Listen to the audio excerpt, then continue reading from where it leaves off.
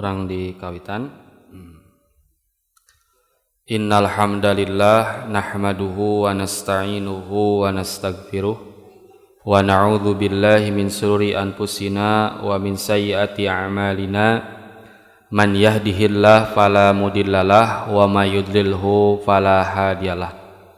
Asyhadu an la ilaha illallah wahdahu la syarikalah wa asyhadu anna Muhammadan abduhu wa rasuluh la nabiyya ba'dah amma ba'du. Sembah sujud pangabdian pamujaan pinuju wungkul ka Allah Rabbun Ghafur nu maha welas anu maha asih anu neteskeun hidayah rahmatna ka sahabat jalma anu nutur galur rasulna.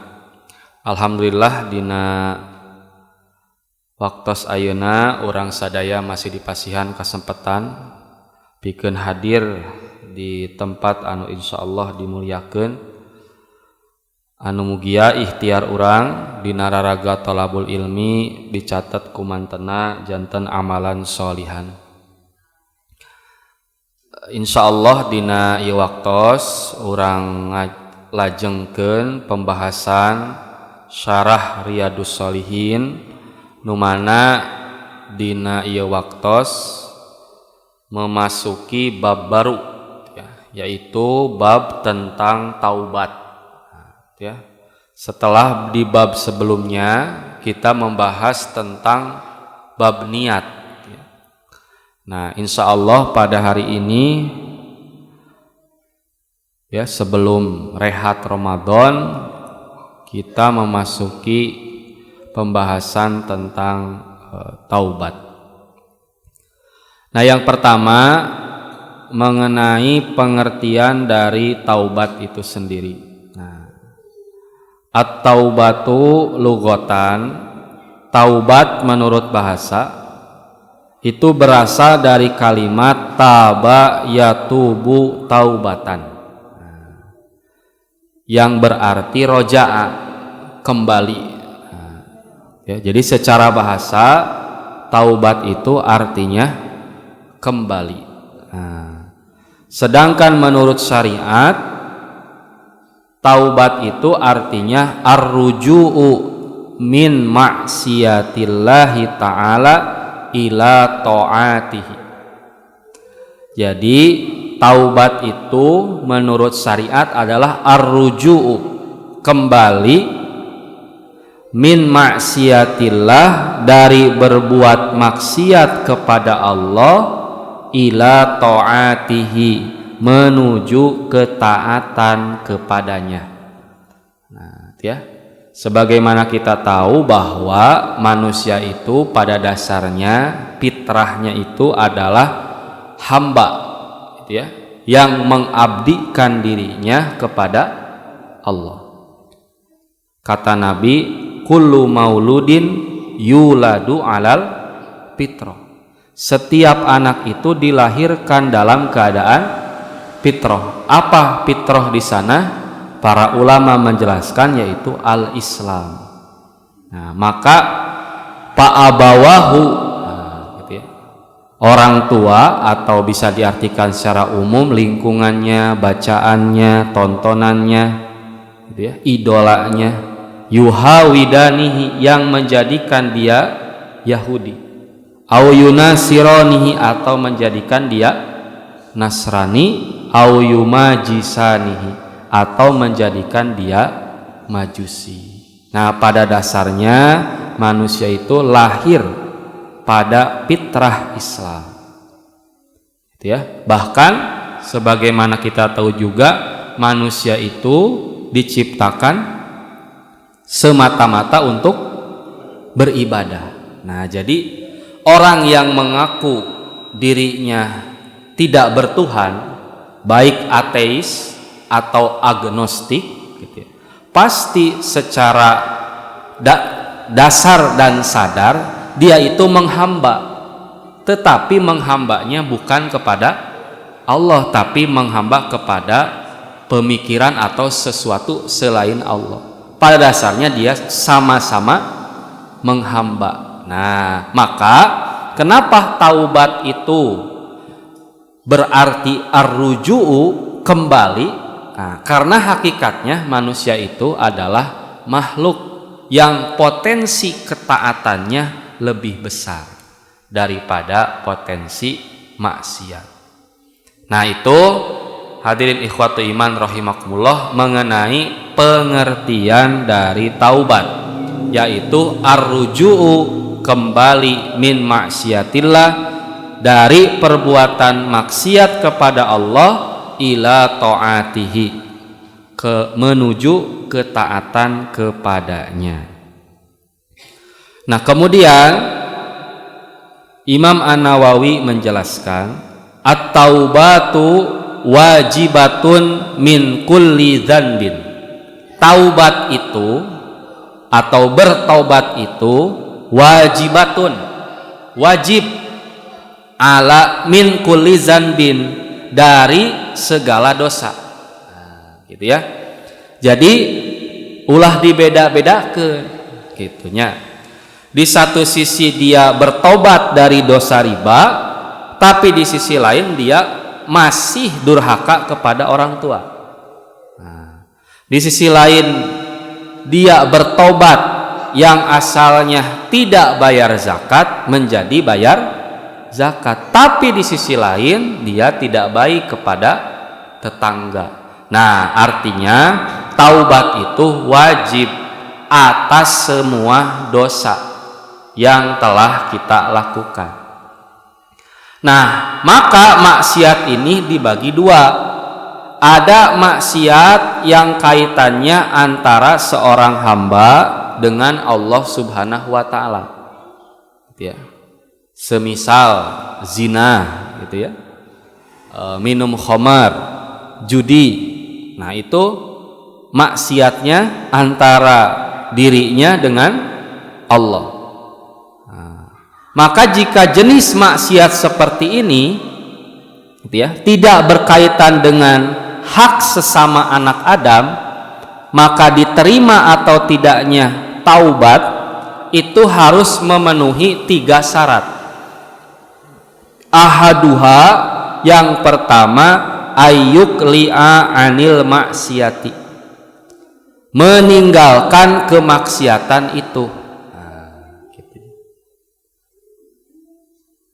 Misalkan nu asalna osok judi, nah, harus ditinggalkan. Da ieu mah cenah masangna 10.000. Nah, gitunya. Angsulan tina pulsa ditop upkeun kieu. Nah, tetap saja mau banyak atau sedikit, syarat yang pertama taubat itu adalah meninggalkan. Wasani, dan yang kedua, ayyandama ala fi'liha, menyesali perbuatannya. Nah, jadi mesti ada penyesalan setelah berbuat maksiat tersebut. Gitu. Ulah lempeng, jadi harus ada penyesalan. Wathalisu, dan yang ketiga, ayyazima an la ya'uda ilaiha abadan, bertekad untuk tidak mengulanginya selama-lamanya. Nah, gitunya.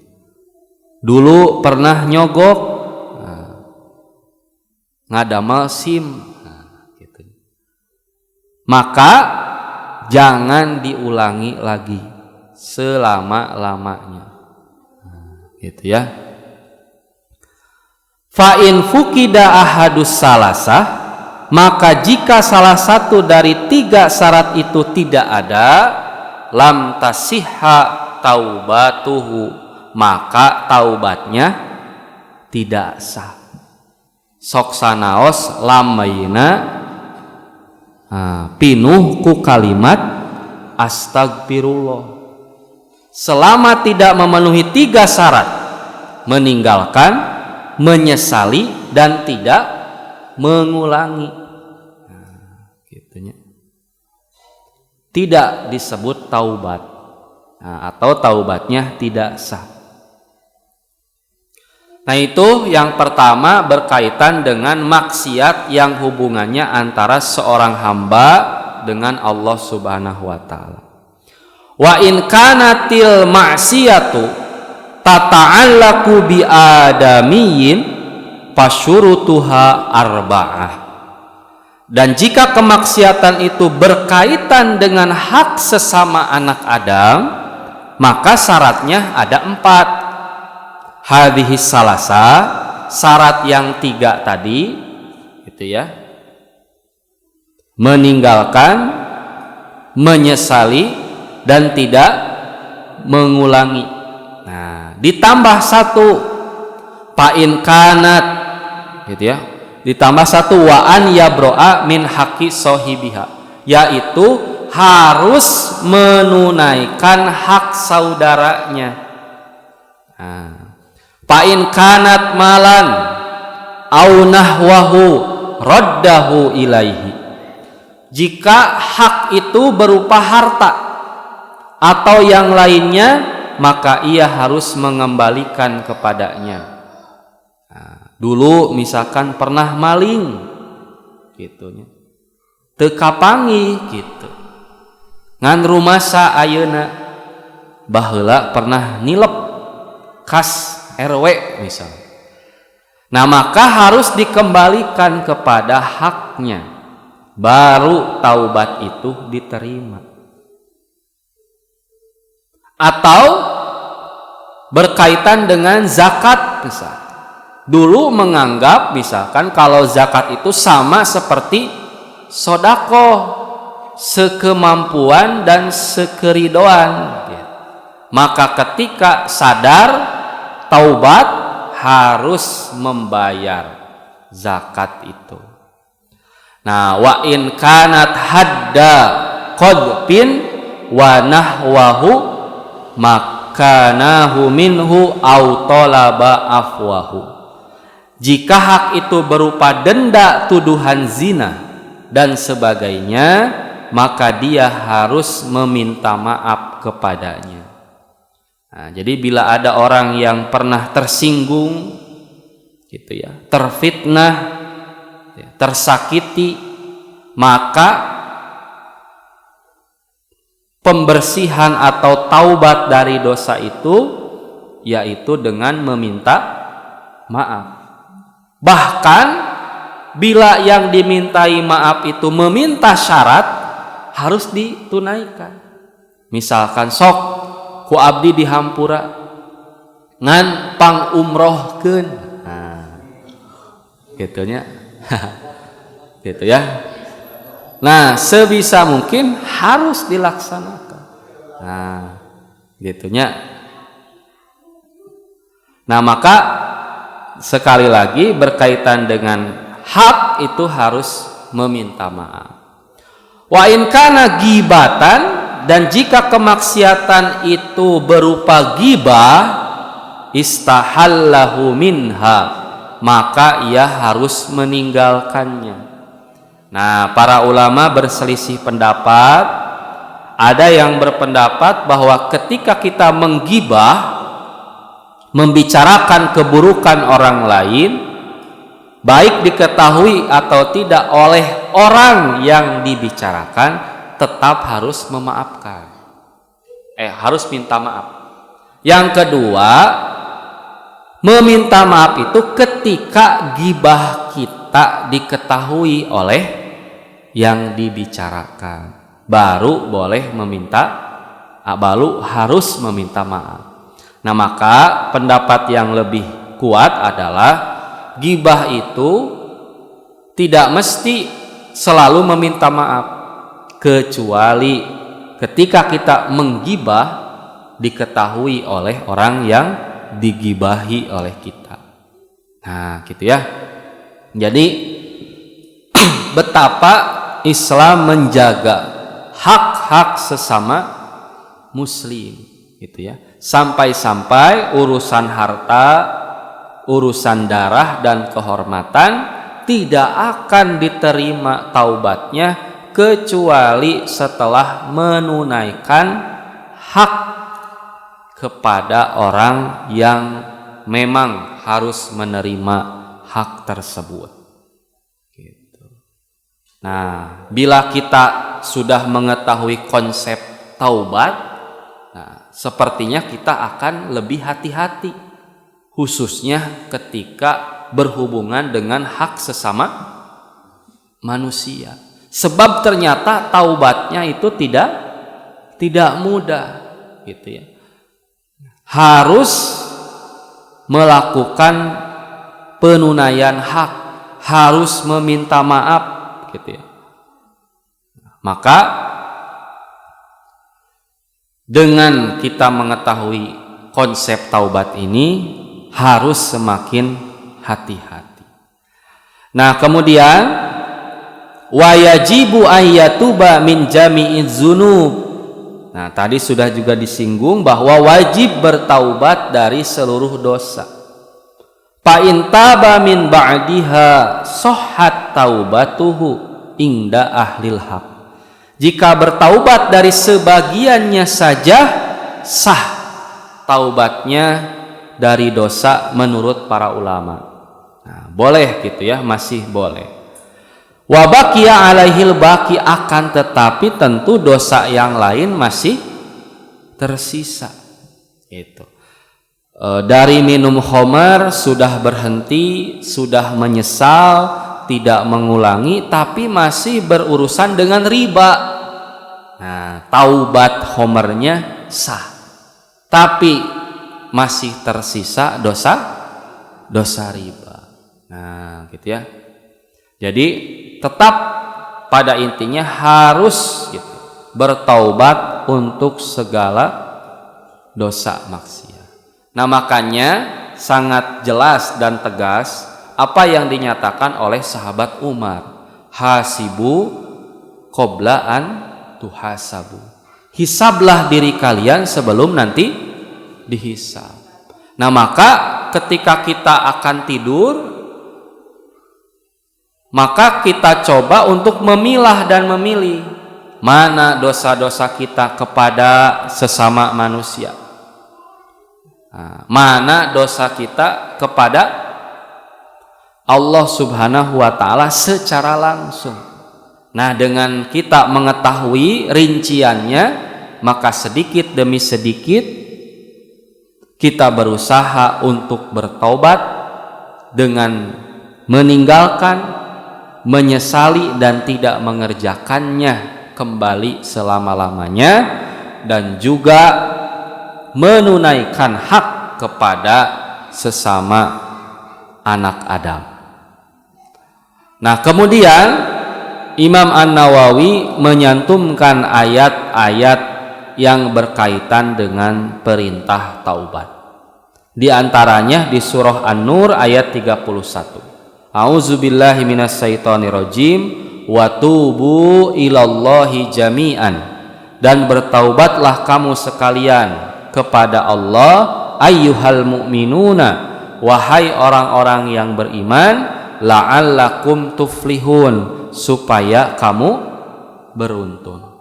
Kemudian di surah Hud ayat ketiga, istaghfiru rabbakum summa tubu ilaih, dan hendaklah kamu meminta ampun kepada Rabbmu dan bertaubat kepadanya. Kemudian di surah At-Tahrim ayat 8, ya ayyuhalladzina amanu, wahai orang-orang yang beriman, tubu ilallah, bertaubatlah kepada Allah, taubatan nasuhan, dengan taubat yang sebenar-benarnya.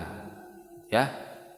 Nah, maka inilah hadis yang pertama dan yang kedua dalam kitab Riyadhus Shalihin berkenaan dengan tobat. Nah, jadi setelah Imam An-Nawawi mencantumkan ayat berkenaan taubat, dilanjutkan dengan hadis-hadisnya. Nah, hadis yang pertama diterima dari sahabat Abu Hurairah. Sami'tu Rasulullah SAW yaqulu, aku mendengar Rasulullah SAW bersabda, wallahi, demi Allah, kata Nabi, inni la astaghfirullah, sesungguhnya aku benar-benar beristighfar, memohon ampunan kepada Allah, wa atubu ilaih, dan bertaubat kepadanya, fil yaum, dalam sehari semalam aktsaru min sab'ina marrah, lebih dari 70 kali. Nah, jadi Rasulullah SAW itu senantiasa beristighfar, memohon ampunan dan juga bertaubat gitu ya, sehari semalam itu 70 kali. Nah, gitu ya. Urang mah sakapeung tos salat oge lumpat gitu ya. Ngaleos gitu. Atanapi nyanak HP gitu. Nah, Rasulullah SAW sampai 70 kali. Salajengna selanjutnya dalam hadis yang kedua dari sahabat Al-Alghar bin Yasar Al-Muzanni, nah, beliau berkata, Rasulullah SAW bersabda, ya ayuhan nas, wahai manusia, tubu ilallah, bertaubatlah kepada Allah, wastagfiruhu, dan mintalah ampunan kepadanya, fa inni atubu fil yaum mi'ata marratin, karena sesungguhnya aku bertaubat kepada Allah dalam sehari semalam mi'ata marratin, 100 kali. Nah, tadi masa berapa? 70. Tadi hadis nu ieu mah 100 kali. Nah, kemudian Syekh Utsaimin menjelaskan, wa hadzanil haditsani dzakarahuma al-muallifu rahimahullah liyastadilla ala dzalika bisunnah. Nah, kedua hadis ini, hadis yang pertama dan yang kedua, dikutip atau ditulis oleh penulis yaitu Imam An-Nawawi untuk memberikan dalil dengan hadis tentang wajibnya taubat. Nah, tentang wajibnya taubat. Li'annaha kullama tadhafaratil adillatu ala syai'in qawiyun. Karena jika dalil tentang sesuatu itu banyak, berarti itu masalah yang kuat, yang harus kita perhatikan benar-benar. Wasoro aukada, dan menjadi lebih tegas. Wasoro aujaba, dan berarti sangat wajib. Yang mana Imam An-Nawawi menjelaskan melalui hadis Abu Hurairah bahwa Nabi SAW sampai-sampai bersumpah, wallahi, nah, demi Allah. Nah, jadi sekelas Rasul bersumpah, padahal Rasul itu punya gelar Al-Amin, yang terpercaya, tapi saking itunya ingin agar umatnya itu benar-benar yakin dan percaya, Nabi sampai-sampai bersumpah, wallahi, demi Allah, bahwa Nabi beristighfar dan bertaubat sehari semalam lebih dari 70. Gitu ya. Padahal Rasulullah SAW itu adalah orang yang paling mulia, gitu ya, sepanjang zaman, dan juga orang yang maksum, diampuni dosa-dosanya oleh Allah, baik yang telah lalu maupun yang akan datang. Tetapi beliau senantiasa beristighfar kepada Allah lebih dari 70 kali. Bahkan di hadis yang kedua, Rasulullah SAW menegaskan bahwa beliau bertaubat kepada Allah sehari semalam sebanyak 100 kali. Nah, maka sekali lagi, kedua hadis ini menunjukkan bahwa taubat itu wajib. Diperkuat dengan sabda Nabi, ya ayuhan nas tubu ilallah, wahai manusia, bertaubatlah kepada Allah.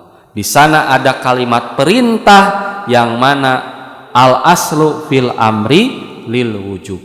pokok asal pada perintah itu menunjukkan wajib. Nah, maka ketika seseorang bertaubat kepada Allah, maka ia akan mendapatkan dua faidah, dua keutamaan. Yang pertama, menjalankan perintah Allah dan Rasul-Nya. Ya, yaitu ketika kita menjalankan perintah Allah dan Rasul-Nya, insya Allah kesemuanya pasti baik. Nah, kemudian ketika kita menjalankan perintah Allah, pasti akan mendapatkan kebahagiaan baik di dunia maupun di akhirat. Gitu.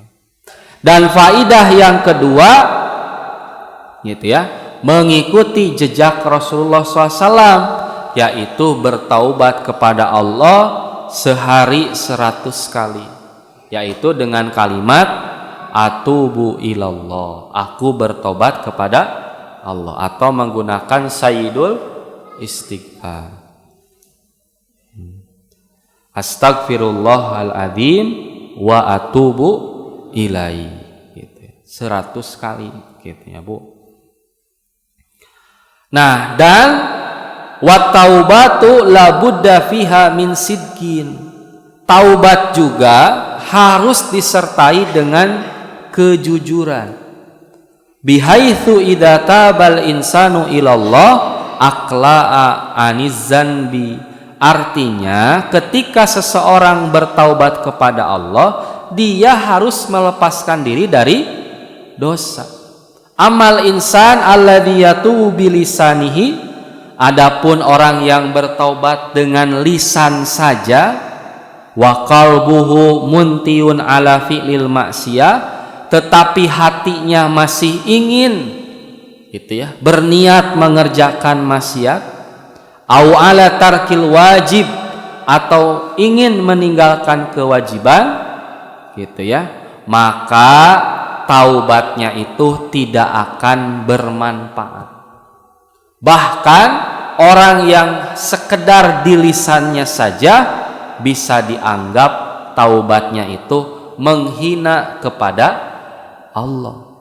Ya, jika orang ya Pak, misalkan aya pagawe atanapi jalmi moal cenah moal ngaganggu deui, isukna teh ngaganggu, gitu. Moal maling deui, isukna maling deui, karena ada kesempatan, gitu. Teu jinah teh da teu boga duit, gitu. Atau tidak maling karena ada palingan, atau aya nu ngadehem, gitu ya.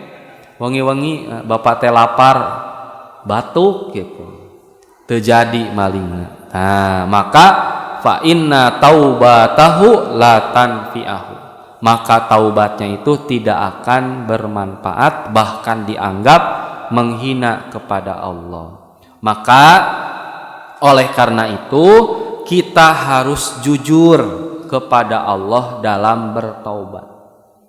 Nah, apalagi bila kita bermaksiat, akhirnya bertaubat di lisan, terus bermaksiat susulumputan, maka itu dosanya dua. Satu, menghina Allah dengan hanya di lisan saja. Yang kedua, menganggap bahwa Allah tidak menyaksikan ketika kita berdosa. Saya akan berhenti dari riba, misal.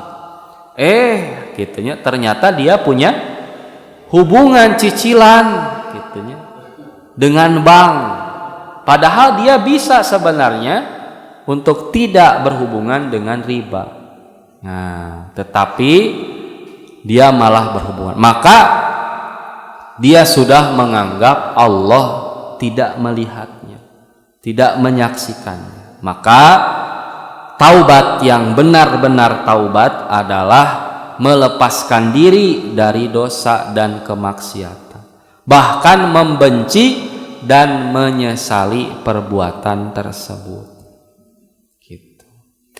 Nah, kemudian dalam dua hadis ini, gitu ya, mengajarkan atau menjadi dalil bagi kita bahwasannya Nabi Muhammad SAW asyaddun nas ibadatun lillah, bahwa Nabi Muhammad itu adalah orang yang paling kuat ibadahnya kepada Allah.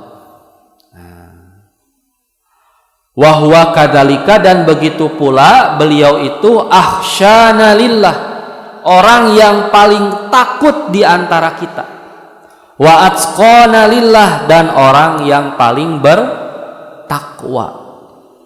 Wa a'lamana billah, dan juga orang yang paling tinggi ilmunya tentang Allah di antara kita. Nah, gitunya. Jadi ketika kita ingin bertobat, tidak seperti di agama lain, misalkan pengakuan dosa beres, itunya mayar pengakuan dosa di bilik dosa beres gitu, tidak. Nabi sudah mencontohkan atau menggunakan bacaan-bacaan tertentu atau amalan-amalan tertentu. Ternyata Nabi sudah mencontohkan, yaitu dengan mengucapkan kalimat istighfar disertai dengan 3 atau 4 syarat tadi.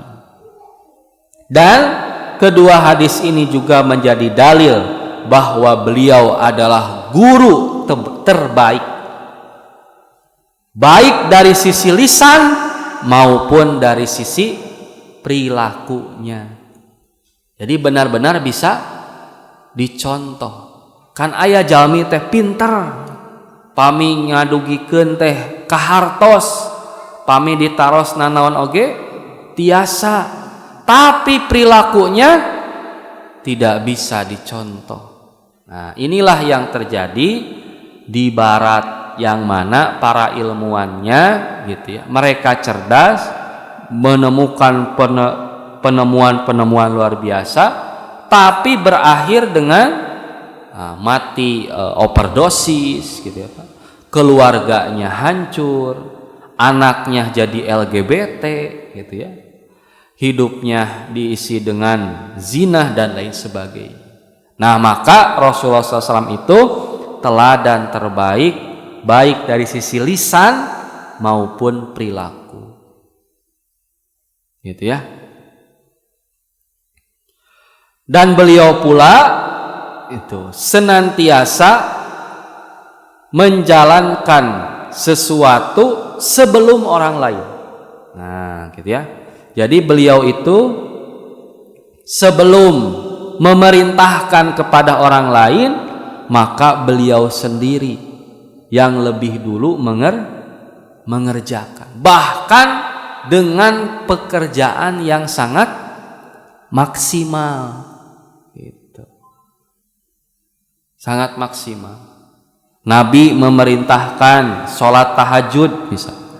Beliau bahkan sholat tahajudnya setiap malam karena wajib bagi beliau, hingga kakinya bengkak.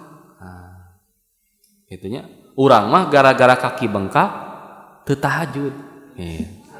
Gitunya dibalikkeun gitu. Nah, maka ini adalah teladan yang luar biasa, bahwa ketika kita menyuruh manusia dengan satu perintah, maka kita harus melaksanakannya terlebih dahulu. Nah, sapertos murang kali Pak. Jadi anak itu lebih mau atau lebih mudah untuk diarahkan manakala kita mencontohkan yang baik kepada mereka. Nah, ada penelitian gitu ya Pak. Yang satu keluarganya itu suka bermain HP, nah, misalnya, atau nonton TV. Nah, bapakna, inungna nonton TV, budakna naon? Moal jauh. Anu keluarga hiji deui mah bapakna maca buku, inungna maca buku.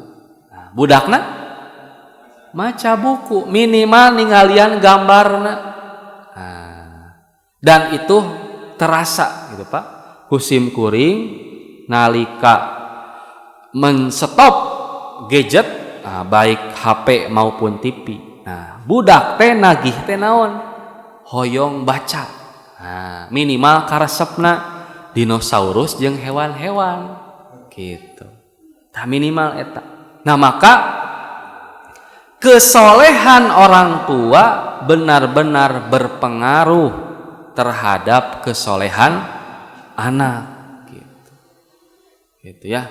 Ketika orang tuanya memang benar-benar mengkondisikan keluarga, misalkan ba'da maghrib stop HP, kita tadarus, ba'da subuh gitu ya, ba'da isya makan bersama henteu masing-masing gitu ya.